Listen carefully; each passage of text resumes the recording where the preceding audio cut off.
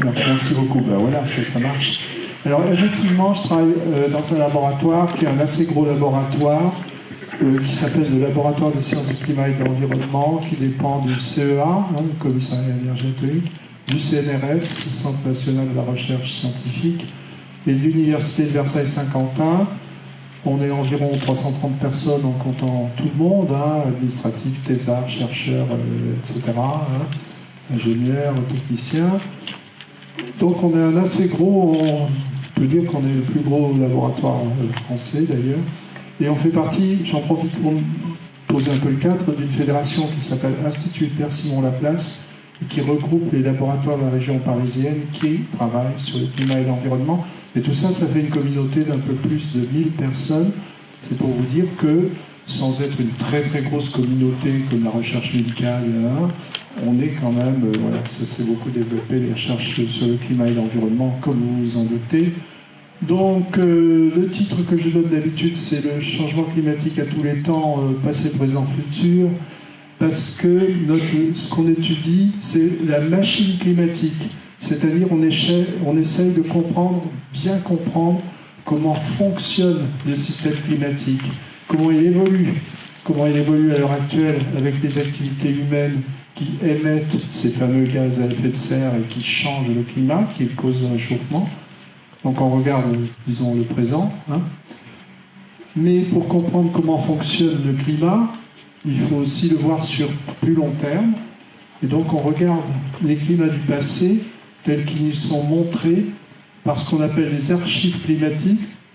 Je pense que vous avez tous entendu parler, par exemple, des glaces polaires, des forages dans les glaces polaires, qui nous renseignent sur les variations climatiques du passé, jusqu'à 1 million d'années pour les glaces. Et les sédiments marins, on peut remonter beaucoup plus loin, et avec d'autres traceurs, on peut remonter.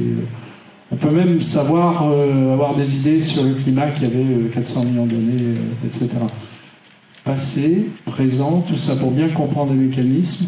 Futur, c'est la simulation, c'est la modélisation numérique qui demande des gros moyens informatiques pour essayer de savoir ce qui nous attend dans 20 ans, 30 ans, 50 ans, etc. Alors, cette simulation numérique, qui est évidemment très importante, elle est faite avec plusieurs scénarios, des scénarios où on continue à émettre toujours autant et même plus de gaz à effet de serre, des scénarios où on réussit à moitié la transition énergétique, des scénarios où on a réussi davantage. Donc il y a un panel, il y a différents scénarios, et en fonction des différents scénarios, on voit les résultats, et c'est ça qui montre que c'est important de changer les choses d'ailleurs. Donc voilà, passé, présent, futur, encore un mot sur les modèles. Les modèles, finalement, c'est assez proche des modèles météo.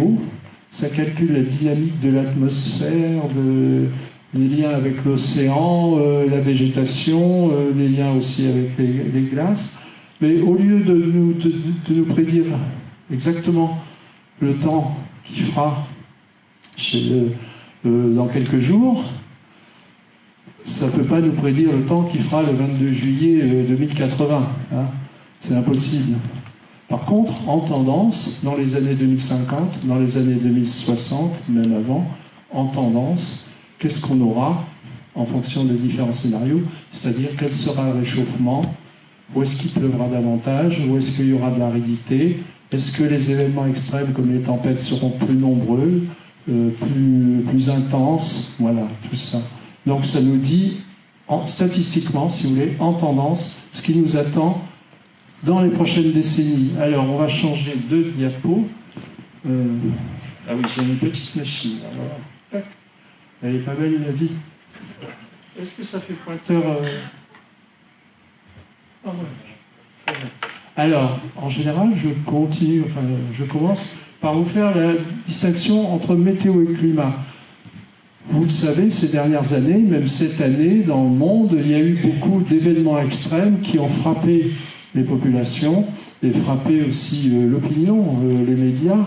Il y a eu des records extrêmement forts de chaleur, notamment en Amérique du Nord. Il a fait quand même quasiment 50 degrés au Canada. C'est des trucs quand même relativement invraisemblables. Même si des vagues de chaleur, même si des pics, ça arrive, c'est arrivé dans le passé, mais pas avec cette force, pas avec cette amplitude. Pareil, les cyclones, il y en a toujours eu, si on peut dire, mais leur nombre peut-être va augmenter, mais leur intensité aussi, leur force va augmenter. Et évidemment, avec d'autant plus de dégâts que les zones sont de plus en plus habitées, urbanisées, donc que les conséquences de ces événements-là sont accentuées, non seulement par le phénomène lui-même qui devient plus fort, mais par les impacts liés au fait, les habitations, les organisations, souvent les sociétés deviennent plus fragiles vis-à-vis des événements météo, hein, parce qu'il y a davantage de populations qui ne sont pas toujours bien implantées dans des zones inondables, etc. Hein. Voilà. Alors, météo-climat, la différence, la météo, c'est au jour le jour, à la rigueur, c'est la saison, hein, c'est à court terme.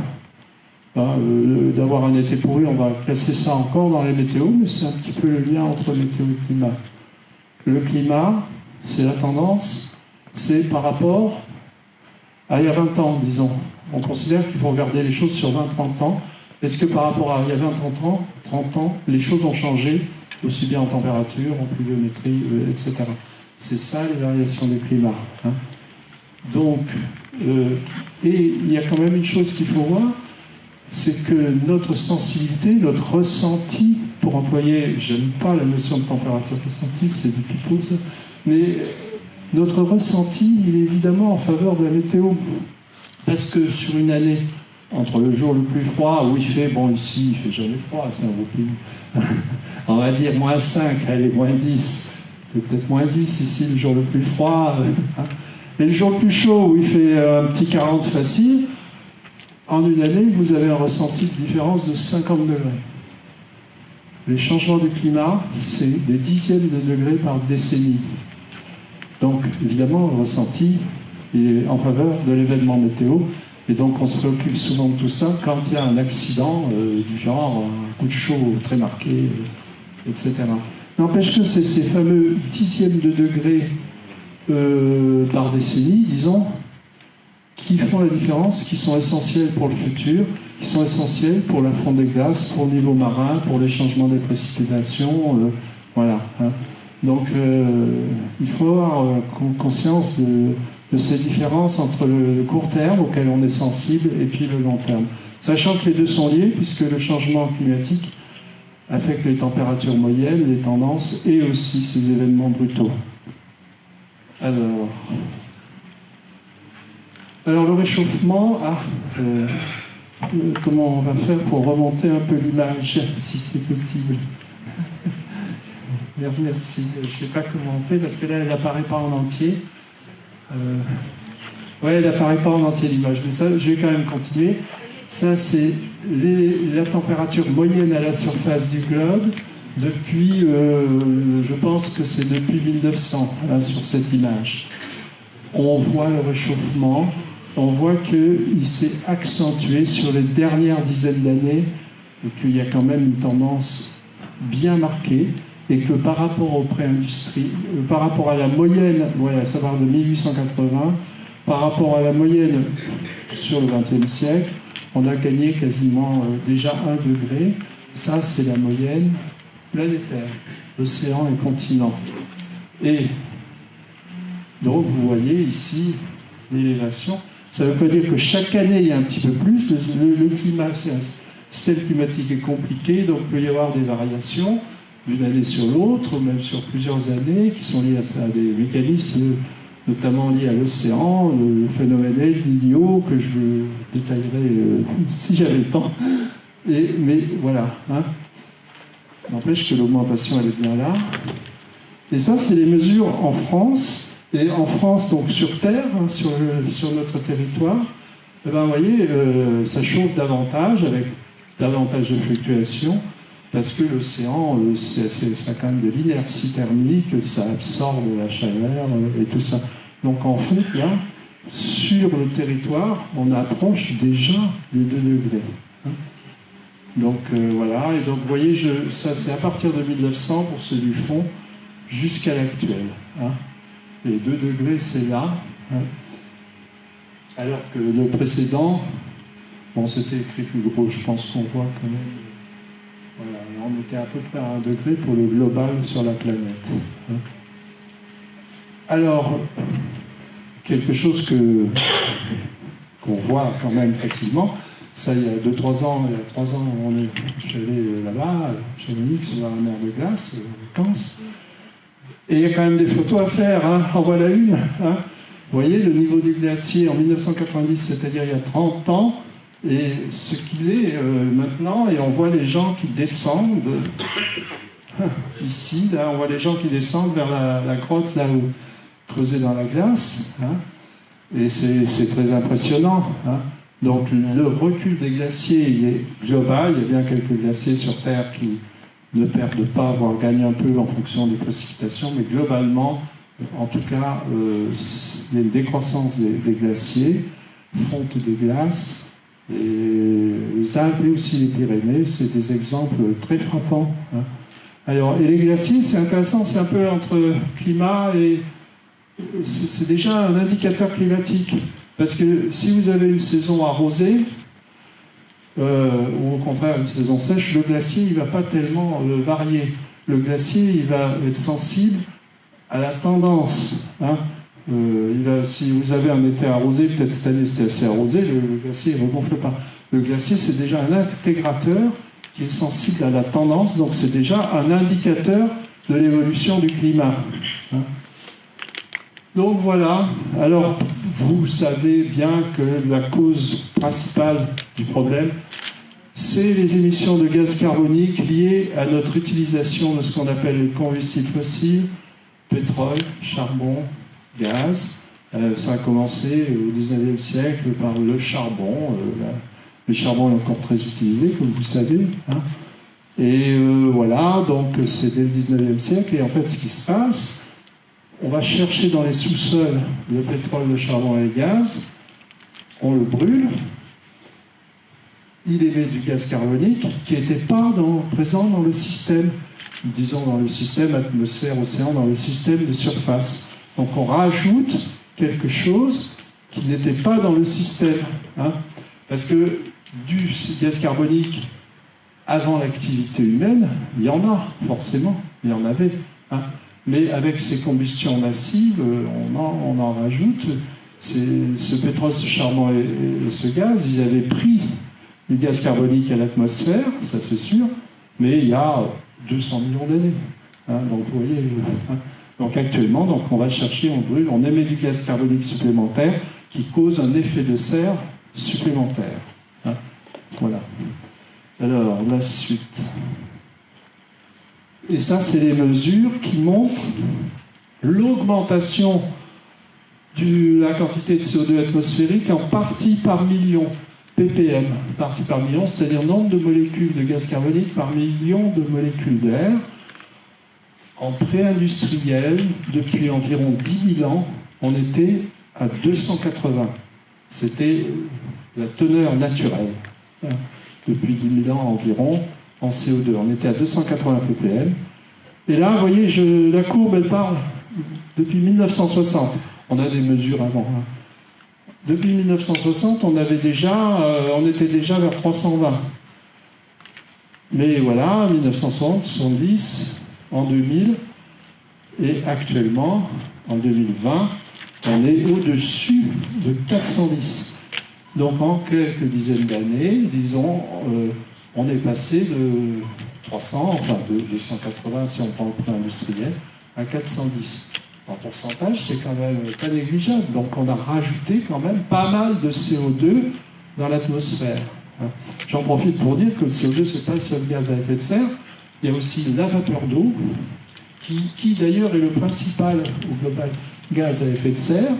Les réchauffements favorisent l'évaporation et donc la présence de vapeur d'eau dans l'atmosphère. C'est un effet qui en rajoute. Hein. Et à la vapeur d'eau naturelle, on rajoute aussi d'autres gaz à effet de serre comme le méthane et tout ça qui posent des problèmes. Hein. Faut savoir qu'il en faut des gaz à effet de serre. S'il n'y en avait pas du tout dans l'atmosphère, il ferait moins, je crois que c'est moins 18. Ça n'irait pas non plus.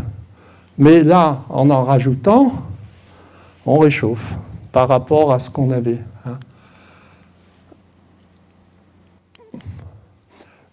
Je vous ai dit qu'on étudiait les climats du passé à partir des glaces, soit des glaciers, soit des forages antarctiques. Et ça, c'est une courbe de l'évolution. Alors, dans la glace, il y a des petites bulles d'air qui ont été emprisonnées au moment où la neige s'est déposée. La glace, au début, c'est la neige qui se dépose. Au début, elle n'est pas compactée, donc l'air circule. Mais ça s'accumule, ça s'accumule, ça s'accumule. C'est comme si vous serriez très fort, plus ce que je peux faire à la main. Ça transforme la neige en glace. Et les bulles d'air sont comprimées et emprisonnées dans la glace. Et donc, à l'heure actuelle, en faisant fondre la glace avec précaution, eh bien, on retrouve l'atmosphère du passé et on peut savoir quelle était sa teneur, notamment en CO2. Et donc, voilà, ça c'est l'an 900, c'est le dernier millénaire. Ça fluctuait autour de 280, qui est la valeur qu'on avait depuis 10 000 ans à peu près. Et ça vous montre que, quand même, c'est pas rien du tout. Voilà. Sur le plus long terme, grâce au forage dans les glaces polaires et en Antarctique, on a pu reconstruire la quantité de gaz carbonique sur à peu près presque 1 million d'années. On essaye d'aller plus loin. Là, j'ai zoomé sur les 400 000 dernières années et voilà la courbe. Alors, en fait, pendant les périodes naturellement chaudes qu'on appelle interglaciaires, on est vers 280-300. Nous sommes dans une période interglaciaire depuis environ 10 000 ans. Donc, on réchauffe. On rajoute du gaz carbonique par rapport à une période naturellement chaude. Pendant les périodes glaciaires, il faisait plus froid sur Terre et le CO2 était seulement vers 180 ppm. Et voilà les fluctuations naturelles sur le long terme. Cette courbe en dents de scie, avec comme périodicité, répétitivité, environ 100 000 ans. Vous voyez, ce n'est pas les mêmes durées. J'en profite pour vous dire pourquoi il y a ça. Tout simplement parce que l'orbite terrestre, je vais aller vite, à cause de la présence des autres planètes, l'orbite terrestre bouge un peu. Voilà, elle bouge un peu, mais comme les autres planètes sont loin, chaque année, c'est vraiment toute petite modification, mais en cumulatif, voilà, au bout de 10 000 pichenettes, ça a modifié un petit peu l'orbite terrestre, et parfois, on est relativement proche, on est un tout petit peu plus proche du Soleil. Donc on reçoit un petit peu plus d'énergie. Deux petites secondes, donc j'en profite pour vous dire qu'il vous reste 7 minutes. Ça doit aller. Merci. Des minutes d'Aquitaine. Des fois, on est un petit peu plus près du Soleil, c'est le cas depuis 10 000 ans. C'est un interglaciaire, on reçoit un petit peu plus. D'autres fois, on est un petit peu plus loin du Soleil. Donc, c'est l'orbite terrestre qui varie de façon naturelle à cause de la présence des autres planètes autour du système solaire qui interagissent, l'interaction de gravitation avec la Terre. Bref, la variabilité naturelle, 200 000 ans avec quelques autres périodicités, est observée. Alors voilà, 400 000 ans, 300 000, 200 000, on estime que l'Homo sapiens, nous, sapiens sapiens, date à peu près de 200 000 ans. 100 000 ans, 50 000, Lascaux vers 25 000 ans, c'est là. 10 000 ans, c'est là. Donc les dernières dizaines d'années, c'est collé contre l'axe. Eh bien, on est passé de 280 à 400. C'est vrai, c'est même plus. 410. C'est vraiment un pulse qui nous a fait sortir de l'évolution naturelle très rapidement. Ça, voilà. Donc ça met en perspective et ça montre que quand même, encore une fois, c'est pas rien du tout. Alors l'effet de serre, je le résume aussi, même s'il me reste que 6 minutes 30. On reçoit de l'énergie du soleil sous forme de rayonnement lumineux, sous forme de lumière. Alors les nuages jouent un rôle, je n'ai pas le temps de le détailler, mais les nuages, ça gêne l'entrée, ça gêne aussi la chaleur pour repartir. Mais disons, si on doit expliquer les choses le plus rapidement possible, vous avez la lumière du soleil qui arrive. Au contact de la matière, cette lumière est convertie en énergie thermique.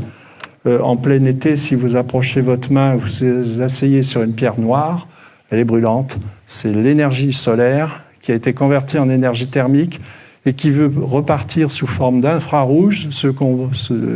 On le voit avec les caméras thermiques, les caméras infrarouges.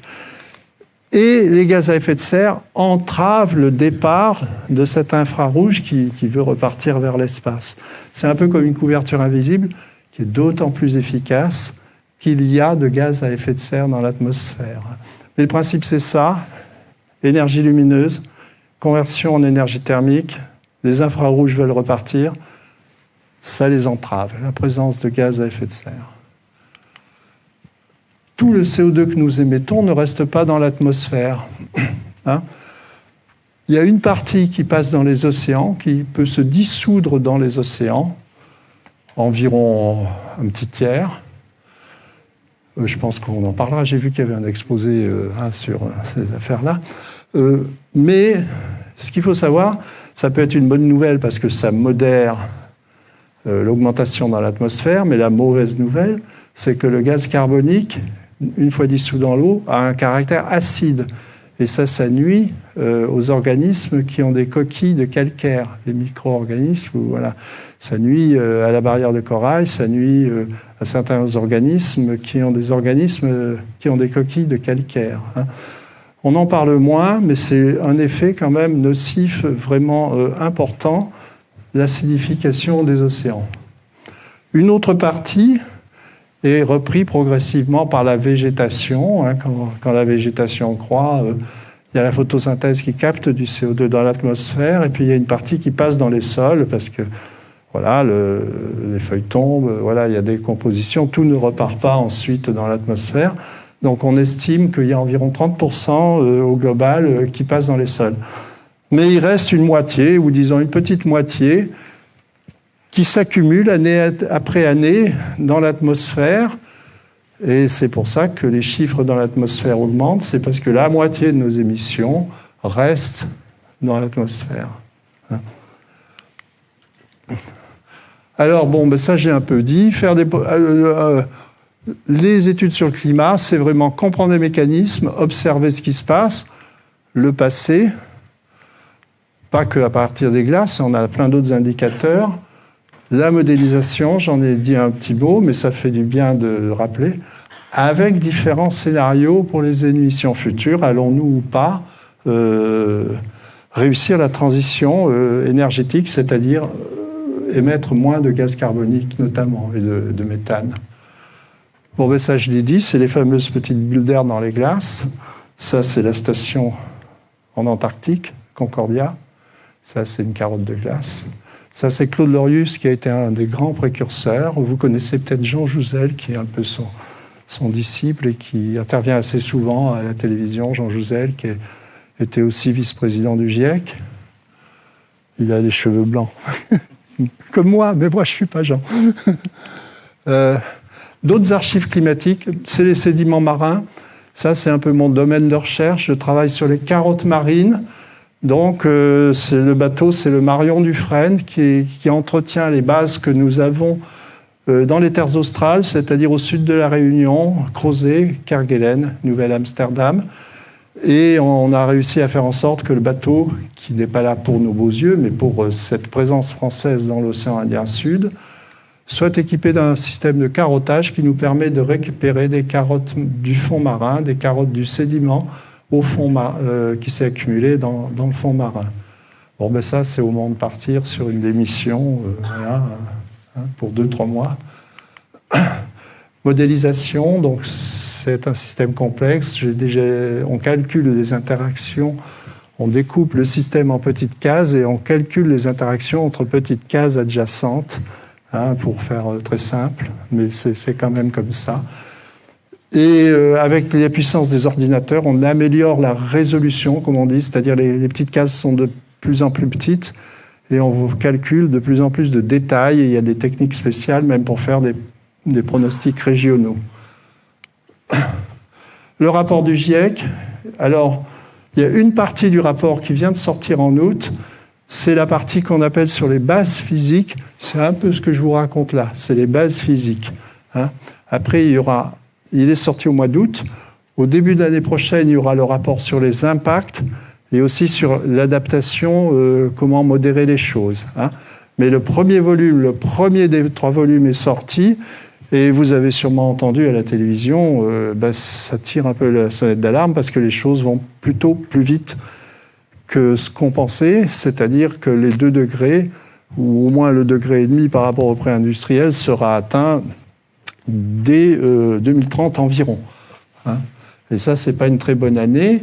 Et ce 6e rapport, il met aussi l'accent sur justement les événements climatiques extrêmes qui vont être plus intenses et plus nombreux, sur l'élévation du niveau de la mer, qui elle peut aller jusqu'à 1 mètre et peut-être même plus à la fin du siècle. Il y a pas mal d'incertitudes encore là-dessus. Mais au-delà de 2100, ça continuera, et c'est des chiffres en plusieurs mètres. Donc vous voyez les problèmes que ça pourra poser aux zones habitées et qui sont à faible altitude. Donc voilà, donc des changements sans précédent, certains sont irréversibles. Hein. Donc la coprésidente de ce groupe 1 du GIEC, elle est dans notre laboratoire, elle s'appelle Valérie Masson-Delmotte, vous l'avez peut-être vue un petit peu de temps en temps sur les chaînes de télé. Hop. Alors, je n'ai pas tellement le temps de détailler les courbes, mais ces courbes-là montrent différents scénarios. On réussit la transition énergétique, où on continue à émettre de plus en plus de gaz carbonique dans le futur. Ça, c'est les scénarios. Et après, on calcule les températures, sachant que pour les scénarios pessimistes, on est à 4 ou 5 degrés d'élévation globale de la planète. Mais ça veut dire, vous avez bien vu, que sur le territoire français, ce sera beaucoup plus. Et il y aura des régions où ce sera encore beaucoup plus, notamment les régions arctiques, les régions du Nord. Donc, Et puis, à l'échelle globale, vous vous rappelez la courbe en dents de scie entre les glaciaires et les interglaciaires. La température moyenne du globe entre un glaciaire, où il y avait quand même des calottes de glace importantes qui recouvraient l'hémisphère nord, avec un niveau marin à moins 120 mètres, puisque l'eau était stockée sur les continents. La différence entre un glaciaire et un interglaciaire, c'est de l'ordre de 3-4 degrés. Donc on rajoute une température équivalente à une transition glaciaire-interglaciaire. Donc voilà, donc il y a dans différentes courbes, en fonction des scénarios. Donc la fonte de la banquise, elle est là, donc elle a commencé pas mal à fondre. La banquise nord, en fin d'été, elle disparaît en partie. Après, elle repousse. Mais dans 30 ans, elle disparaîtra quasi complètement. Hein. Et ça, c'est un facteur d'amplification parce que la glace renvoie l'énergie lumineuse directement comme un miroir. Si vous n'avez plus de glace, l'océan absorbe bien davantage et ça réchauffe. Alors, j'ai presque fini. Juste un mot, que c'est quelque chose que vous savez. Hein. Le changement climatique, c'est pas que la température, c'est des événements extrêmes, fréquence, intensité. C'est l'aspect fonte des glaces sur les continents et aussi la banquise qui a tendance à diminuer année après année en fin d'automne, enfin en fin septembre. J'en passe, le niveau des mers, l'acidification des océans, j'en ai dit un mot. Il y a aussi, j'en ai pas parlé, le dégel de certains sols, notamment en Sibérie et tout ça. Et c'est des sols gelés qui contiennent beaucoup de méthane, qui est un gaz à effet de serre important. Donc si vous dégelez le méthane, vous rajoutez, c'est un effet amplificateur.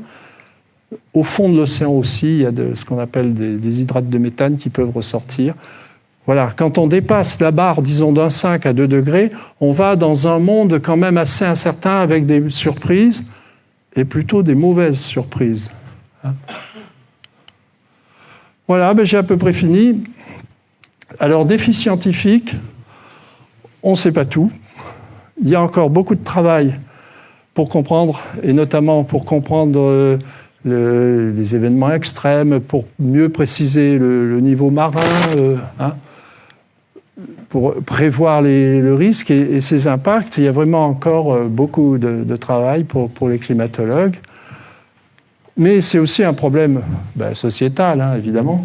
Donc, il faut à la fois s'adapter, on est obligé de s'adapter, mais il faut limiter les conséquences et donc limiter le réchauffement, parce que si le réchauffement est trop rapide et trop intense, on ne pourra pas s'adapter de manière raisonnable et disons qu'il y aura de la casse, des conflits, etc.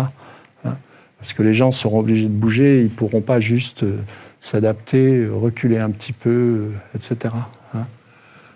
Voilà. Ah oui, juste pour vous montrer que ce n'est pas si simple, c'est l'énergie totale consommée à l'échelle du globe. C'est les deux dernières. Alors, j'ajoute alors 1800, 2000. En bleu, les choses sont posées les unes sur les autres. En bleu, c'est ce que faisaient nos arrière-grands-parents, c'est-à-dire le chauffage au bois, tout ça. Voilà, ils faisaient chauffer la marmite avec du bois, ils se chauffaient au bois, on fait encore un petit peu. Biofuel, posé dessus l'évolution du charbon en rouge. Eh bien oui, ça a commencé au XIXe siècle, la révolution industrielle, et ça ne se calme pas tant que ça, même s'il y a des efforts de fait. Le charbon est encore très utilisé. Le pétrole, XXe siècle, surtout après la Deuxième Guerre mondiale, 1940, c'est là. Toc. L'hydroélectricité, non, le gaz naturel, L'hydroélectricité et le nucléaire tout au-dessus, c'est à l'échelle du globe. Donc en France, avec les centrales, on a davantage de nucléaire puisque à peu près 80% ou 70% de notre électricité est produite par les centrales nucléaires, c'est-à-dire ça correspond grosso modo à 25-30 environ, ça dépend comment on calcule, disons 30% de l'énergie qu'on consomme. Mais ça, c'est à l'échelle du monde. Et la difficulté, c'est que toute cette partie-là, de là à là, c'est de l'énergie que nous consommons qui provient de l'utilisation des combustibles fossiles, pétrole, charbon, gaz, qu'on va chercher sous terre, qu'on brûle et qui rajoute du gaz carbonique au système, disons, naturel. C'est pas facile d'inverser la courbe, vous vous en doutez bien. Voilà, dernière diapo, c'est de toute façon, il y a urgence, il faut agir au plus vite pour limiter les choses. Il y a urgence, mais qu'est-ce qu'un changement acceptable ?